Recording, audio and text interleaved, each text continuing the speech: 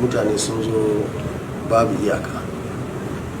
Gaskiya wannan na zaci mutane kamar tun da kusan shekara guda kenan na gaggaya mutane musamman abokanmu da yan uwa da suke nesa su yi haƙuri kar su tafi, musamman gani yadda hanya ta lalace a wannan ƙasa.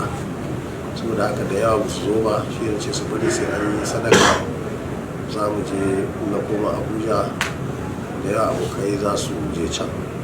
Shi sa ba ka gana so ma zama a wannan falo, amma abin sha'awa shine mutane na nan kusan ma da nesa kaɗan da suke ta zuwa. Kaga da inda gida ya cika tun safin aka fara a dare. Nan da ke cewa na gode wa dukkanin al'umma wanda aka yi jana'iza da su, da waɗanda suka zo a nan wanda muke zama da su, da waɗanda suke zo suka yi gaisuwar suka tafi, da ma wanda suka yi waya, da waɗanda masu ma a jihohinsu suka zauna suke karɓan gaisuwa, suke yin addu'o'i. Duka muna addu'a Allah ya saka musu alheri. Game da zuwan tsohon gwamna, kai gwamna mai ci da kuma gwamna ma da Ibrahim shekara za ka bai ta ai wannan na ganin ci gaba ne wanda dama can tun farko haka ya kamata a ce an dinga yi. Ita siyasa rayuwa ce, ba wani wanda yake cin rabon wani. Waɗansu tun farko sun gane, waɗansu sai a rabin tafiya suke ganewa, wasu ma sai tafiyar ta kusa karewa, wasu ma har abada ba za su gane. Babu ba abin da yake akwai shine da abin da za ka yi kai haƙuri, ka yi dattako, ka yi sanin ya kamata.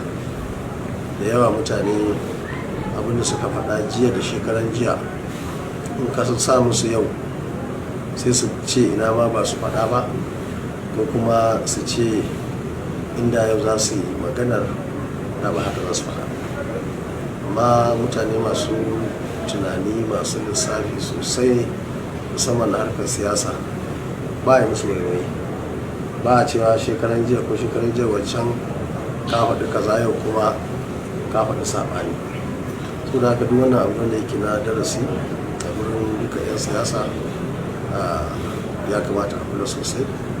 Kuma dama na sa rai Allah ya ba mu rai da lafiya, kowa da kowa zai yi darasi, zai koyi abubuwa da yawa inda yake jiha da ma ƙasa gabaki daya za ta inganta, domin kowa yana da alaƙa da harkar siyasa. Harkar siyasa tana kawo zaman lafiya, harkar siyasa mai kyau ta kan inganta tattalin arziki, harka mai kyau ta kan inganta ilimi, harkar lafiya da dukkanin wani abubuwa da al'umma suke so. Saboda haka ke fatan 'yan siyasa na yanzu da ma waɗansu masu zuwa nan gaba su yi kula sosai da irin abubuwan da za su ce ko za su yi a kowane lokaci. gashi an shiga rangara ta kakan zaɓe ƙarshen shekara ake za a shiga 2022 na sabon gaba ƙarshen shekara, duba da musamman a wannan ɓangare na matsalar tsaro da ake ba. To matsalar tsaro abin takaici ce, saboda mun samu matsaloli a waccan gwamnati lokacin Jonathan, kuma mun zaci za mu samu gyara mai yawan gaske a wannan gwamnati ta Muhammadu Buhari, wanda shi ne ma ya sa shekara ta 2015 muka jajirce sosai, muka yi aiki ba ma a jihar Kano ba, a ƙasar nan, kai har ma abokanmu na ƙasashen duniya mun sa sun sa baki yadda yake za a sami nasara domin a samu canji a lokacin. Amma wannan zaɓe da aka yi aka samu gagarumar nasara, musamman talakawa sun yi rawar gani a wannan lokaci na zaɓe. Amma an samu 'yan matsaloli ko ce rashin fahimtar yadda abubuwa suke, musamman harkar siyasa. Nan da ka zama gwamna ko ka zama shugaban ƙasa, to kai ne ya kamata kowa son haɗa kai da zaman lafiya, da jawo al'umma, da wanda ya zaɓe ka don ya sake zaɓar ka wata rana ko zaɓuwar naka, da ma wanda bai zaɓe ka ba don ya zaɓe ka a gaba ko zaɓi wani naka. Haka ake siyasa. In kai wannan ka inganta ta, to kullum rundunar ka girma za ta daɗai.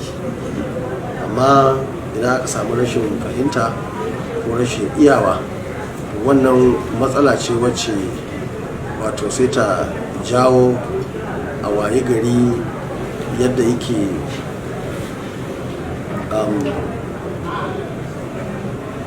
in aka yi sau ɗaya, na biyun sai su zamanto tana da matukar yiwuwa.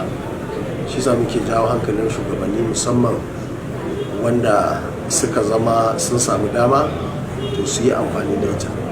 A jawo abokai, a jawo abokan hamayya, a zo a haɗu a runduna domin a ceci al'umma.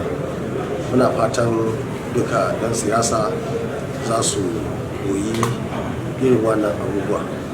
Kuma saƙo na biyu shine ya kamata 'yan siyasa, musamman 'yan kwankwasiya, za su yi hattara, musamman irin abubuwan da suke faruwa yanzu na siyasa. Yanzu a yanayin siyasa da muke ciki, siyasa ce wacce take mai matuƙar muhimmanci, wacce ba kowa ne zai fahimce ta ba. Abu na farko, mutane da yawa mutum ya zama kwamishina sai ya zaci shi gwanin siyasa. Mutum ya zama minista sai ya zama zaci babban ɗan siyasa ne, shi gwaggwaki. Ko aka zaɓe ka a wata kujera, ko da ta ma shugaban ƙasa ce, sai mutum ya ɗauka ya san komai, ya iya komai, kuma bayan watakila yana da abubuwa da yawa da zai koya. Daga yanzu wannan lokacin da muke ciki zuwa har lokacin da za a yi zaɓe, to lokaci ne idan a siyasa akwai hawa bakwai ne. To yanzu wannan abin da za a yi yanzu, za mun shiga hawa na 6. Daga nan zuwa lokacin zaɓe za a yi hawa na 7. Wannan hawa na 7 din nan hawa ne wanda yake mai matuƙar buƙatar ƙwarewa da gogewa.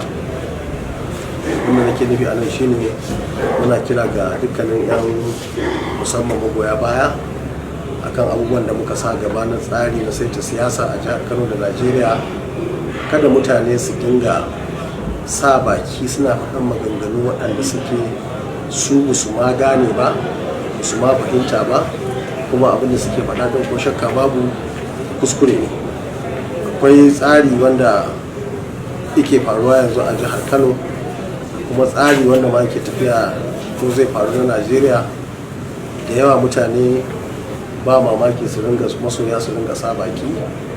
Dan na ji a cikin rediyo wani, ina zaton mutumin ne wanda bai gane ba, yana cewa su in aka yi kaza su sai dai su bar tafiya da sauransu. Wannan babban kuskure ne. Kamar wanda suke maganar ko aka yi sulhu ko aka ki sulhu, sai mutum cewa ya bar tafiya kenan. To kaga wannan babban kuskure ne. In kuma mutum yana shakka, ya duba wanda aka taho da su, waɗanda suke zaton sun gane, bayan kuma su gane ba suka bar tafiyar. Sai aka bar tafiyar kuma sai a yi nasara, kuma sai ka zo kai da na sani.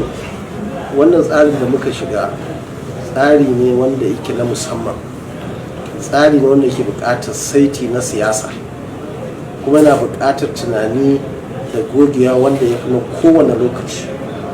Mu muna ganin a wannan jiha muna da kyakkyawar alamar nasara a ƙasa, kuma muna ganin da wuya mutum sanda aka taɓa samun alamu na samun nasara kamar yadda muke da ita a halin yanzu. Abinda muke so dai kawai magoya baya su zama masu biyayya. In an ce me shawarar ka faɗa, in kana da shawara ka kawo. Shawara ta kai 1000, shi shugaba shi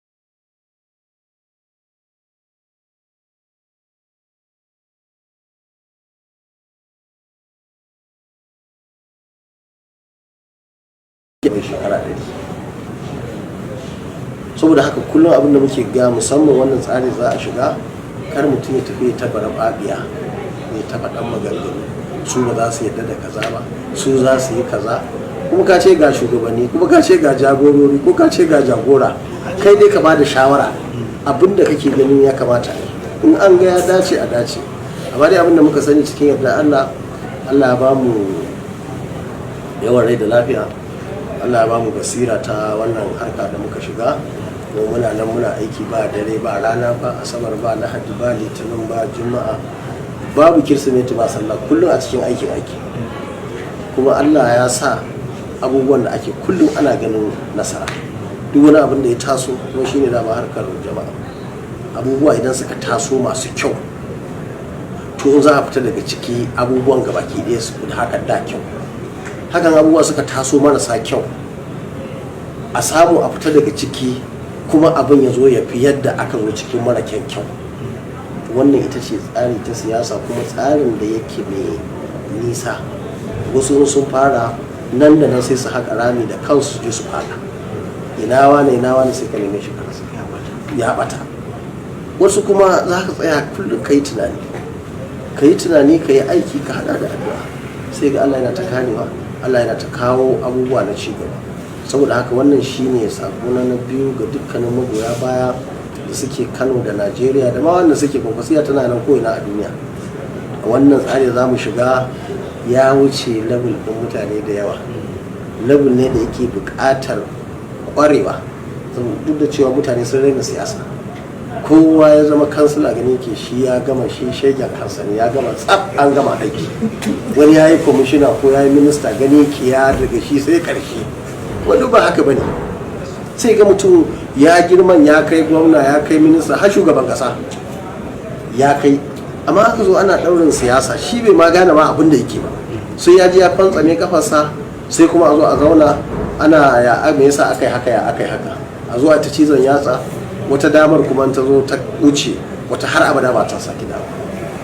wanda muke son masoya su ba da gudunma, su ba da godon baya, su ba da haɗin kai, su yi abin da ya dace su ma.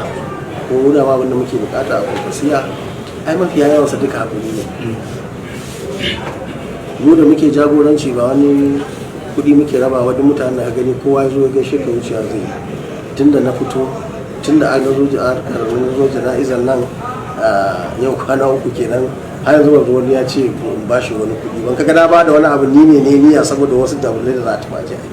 haka jagororinmu, in kana da taro ko sisi kenan ke bayar, ba wa kullum siyasa mu ta fi kowace so, amma rashin saukin ta shine yanzu nan sai rashin hakuri ya shigo. ko ka ce ka ba da shawara ba ɗauka ba, ko ka ce ba a yi maka kaza ba, musamman kuma abin da yanzu sani ya kusan kaiwa ƙarshen ƙarshe. wannan 2022 shekara mai zuwa na shiga tsari ne wanda su kansu jam'iyyar na ma ba su sayan da nasu, don kaje wajen PDP duka bindin suke, ita ma APC bindin suke, inda suka cakuɗe zaren da yawa zai wahala su iya warware ta. gashi sun rabu kuma har yanzu ba a ji murya kama da yadda jam'iyyar APC ta rabu. ba ga ma gida biyu ta rabu, da ina